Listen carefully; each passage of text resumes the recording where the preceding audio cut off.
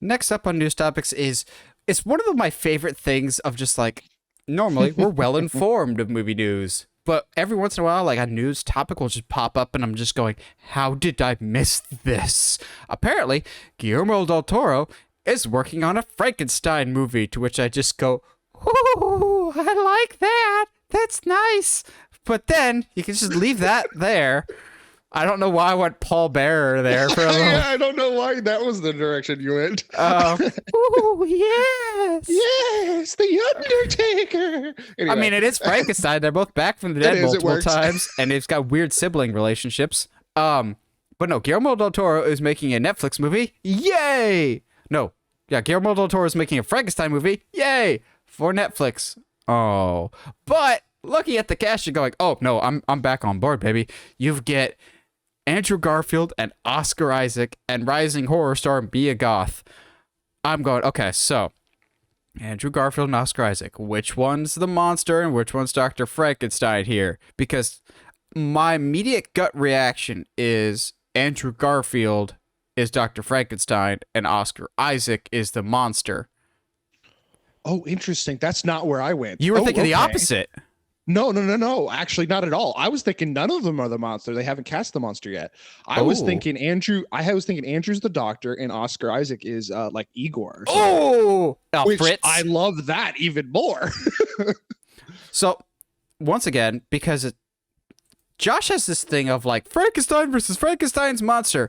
My thing is, his name isn't Igor, it's Fritz. His henchman's name is Fritz, and everyone seems to think it's Igor. I want to know where that Igor thing comes from. Where people get him mistaken. Is it Igor and Young Frankenstein? Maybe. No, it's Igor. Igor, yeah, it's Igor. No, it's Fritz like, in the first. That's part of the joke. Is like it's almost Igor, but it's not quite. But that's the joke. So you know what? I really don't. Maybe it's from like one of the older movies. I don't know. That's but it's definitely not in the book. I'll give you that. But Del Toro's making Frankenstein. Yeah, dude. Yeah, I've seen his Pinocchio. Are you kidding me? I'm down. I'm absolutely down.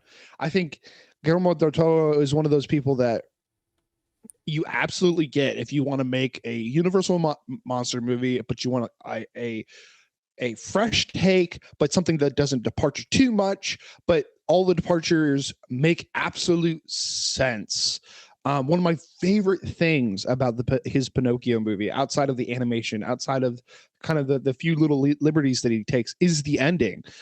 Is this idea that this boy is not, he doesn't turn into a human child. He is a immortal being made of wood now, because he can always keep coming back, which is so fascinating. And so the ending of his Pinocchio, spoilers, I guess, is him having to watch all of his loved ones die off slowly.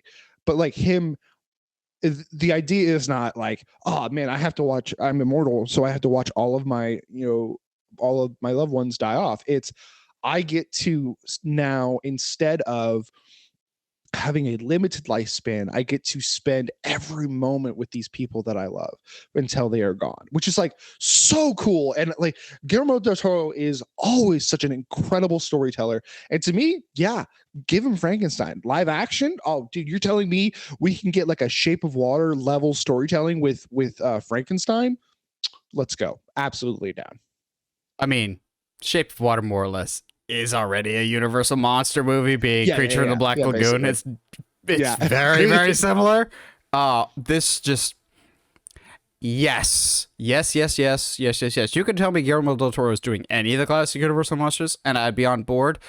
But Frankenstein in particular, he has said numerous times in interviews, he has a particular fondness for that one, because Guillermo del Toro loves movies about the lovable monsters, or the ugliness that can be loved, so to speak, like your Shape of Water. He likes this idea of like, just because they look horrendous doesn't mean they're not lovable. And that's essentially what Frankenstein is, of like, he's not the bad guy for almost any of the movies. minus the child murder, but we can excuse that one. Even then, then, that's not. I wouldn't pin that on him. I mean, it's still his fault, but he has the brain of a child, so to speak. He's got an Abby normal brain. Yeah, but like, I think if anybody was going to really, really emphasize the absolute tragedy of that whole section of the story of the child death that happens, in that he's just trying to, to make a friend, and this little girl loves him just as he is, and that he's kind of pushed into being psychotic by the townspeople. But like, if anybody was going to emphasize the tragedy, the true tragedy of the monster, like, it'd be Guillermo del Toro. I don't see Frankenstein, because Frankenstein, it's Frankenstein, Dr. Frankenstein, being, sometimes he's painted as this like mad scientist, but he has some redeemable qualities. I don't see that being the case here, especially with Andrew Garfield playing, if it's Andrew or Oscar, really, honestly. I don't see them painting him as this like redeemable guy he's just curious about life. Like, no, like what he's doing is like, yes, it's cool. The science is incredibly like nuanced and stuff like that. But the way that once the monster doesn't turn out the way that he wanted it to turn out, he absolutely just casts it aside, which is, there's so much tragedy in Frankenstein that I think Guillermo del Toro is absolutely the right choice for that. Or he could, just adopt our storyline from our pitching the Universal Monsters podcast episode from way back when, in which case I said that the reason Victor Frankenstein is working with dead bodies and trying to create a new life is because his wife died and he's trying to resuscitate her body, in which case she becomes bride of Frankenstein and she chooses the monster instead of her old husband. That's the route I think they should go. And Mia Goth, again, good casting there, because she seems to be a rising horror talent with Pearl and X, and I feel like she's got another one from Ty West coming not too soon. But yeah, this is super exciting. I know I made fun of it for being Netflix, but when Netflix wants to, they can put some quality movies out there. It just, not as much as back in the day when South Park made fun of them, like, thank you for calling Netflix, you're greenlit. Like, they don't do that as much anymore, but yeah, they still kind of just spend frivolously. So to their credit, yeah, it has been a long time since they've been like, yeah, so we have the rights to this now.